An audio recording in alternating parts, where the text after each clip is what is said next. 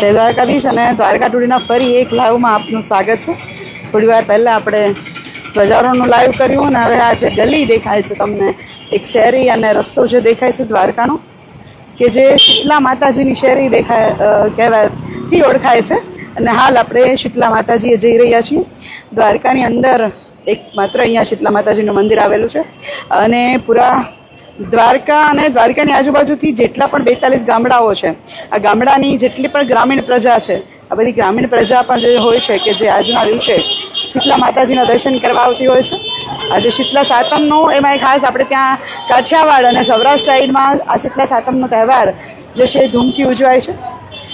જેવી રીતે માતાજી મંદિરે જઈએ પહેલાં જ ખાસ જે દ્રશ્યો જોવા મળતા હોય છે કે નારિયેળની રેકડી હોય, માતાજીને ચડાવવાની ચુંદડી હોય, પૂજાપો હોય, માતાજીને એક નેત્ર પણ ચડાવાય છે તો માતાજીના નેત્ર છે, આ બધી વસ્તુઓ મળતી હોય છે. અને સવારે લગભગ 7-1 વાગ્યાથી અહીંયા જે છે એ મહિલાઓની ગરદી જોવા મળે છે. નાના બાળકોને લઈને ખાસ અહીંયા આવવાનું હોય છે, નાના બાળકોને લઈને પૂજા કરવા આવે છે, ખાસ ધરાવે છે. તો લાઈવ દ્રશ્યો ધીરે ધીરે આપણે આગળ જઈએ છીએ. ટ્રાફિક પણ થાય છે અહીંયા.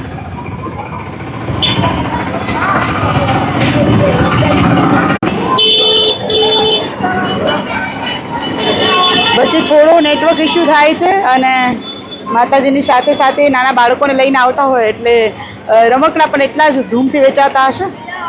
રમકડાના એટલા સ્ટોલ હોય છે. સાથે જ જોઈ રહ્યા છો કે જો નાના બાળકો, મને પણ યાદ છે કે જ્યારે સાતમમાં શીતલા માતાજીના દર્શન કરવા હતા ત્યારે રમકડા લેવા અચૂક ઊભા રહી જતા. અત્યારે પણ મારી સાથે વિવાન છે.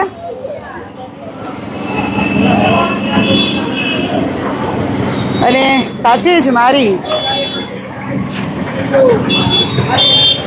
જે મેં પહેલાં પણ વાત કરી હતી કે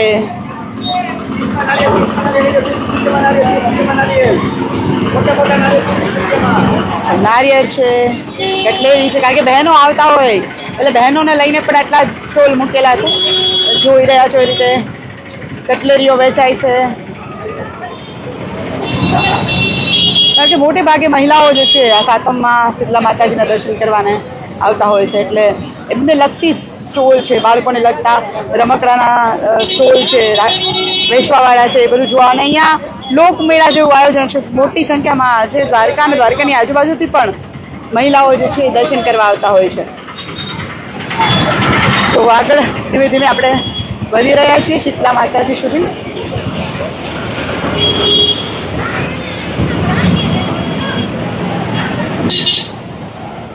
મારી સાથે અને જે આપણે અહીંયાની પરંપરા છે કે શીતલા માતાજીના આજના દિવસે જે મેં પહેલાં પણ કીધું કે ખાસ આ ઋતુ ચેન્જને કારણે બાળકોની અંદર ગરમીનો જે પ્રકોપ વધી જાય, કોળી અછબડા નીકળતા હોય છે, તો એનાથી શીતળા માતાજી જે ઠંડકનું પ્રતિનિધિત્વ કરે છે. માતાજી ઠંડકને સમર્પિત છે.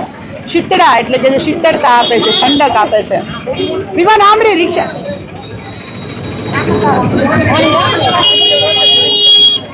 તો બાળકોને ઠંડક મળે આ ગરમીના પ્રકોપથી, એ માટે થઈને આજે માતાજીને ખાસ દૂધ અને પાણી પણ પધરાવવામાં આવે છે. જેને લોકબોલીની અંદર કહેવાય છે કે માતાજીનો વાંસો ઠારવો. ટ્રાફિક જામ થાય છે રિક્ષાઓને લીધે.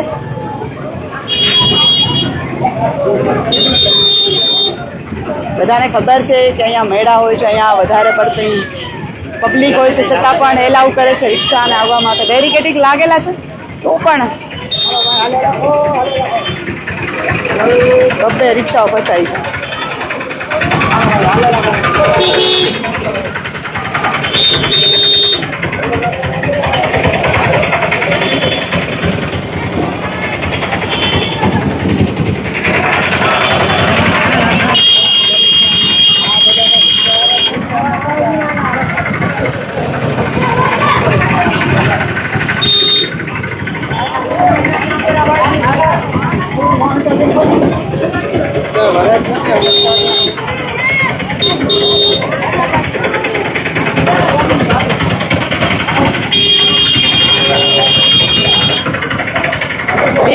વિમાન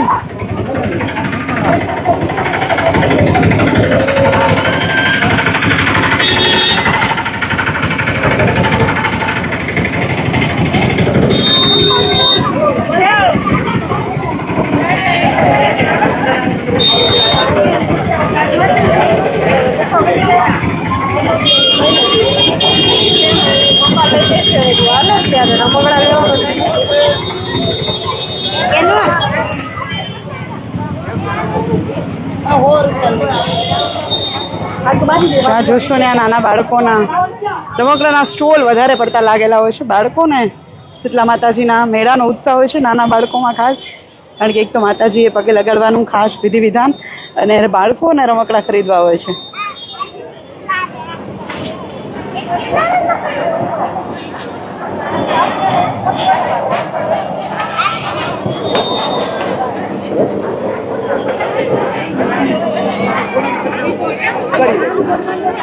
ઘણા બધા લોકો મારી સાથે છે, પણ નામ બધાના હું નહીં બોલી શકું. ઘણા બધાની કોમેન્ટ છે.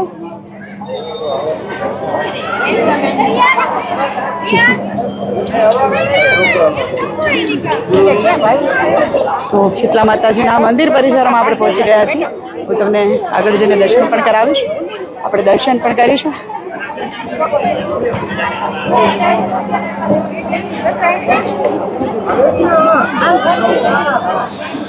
આના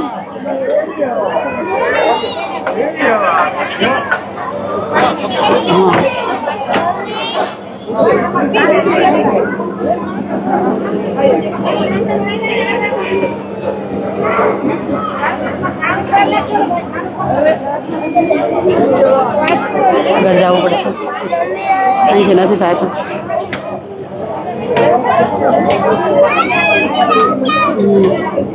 મહિલાઓની ખાસ એવી ભીડ છે.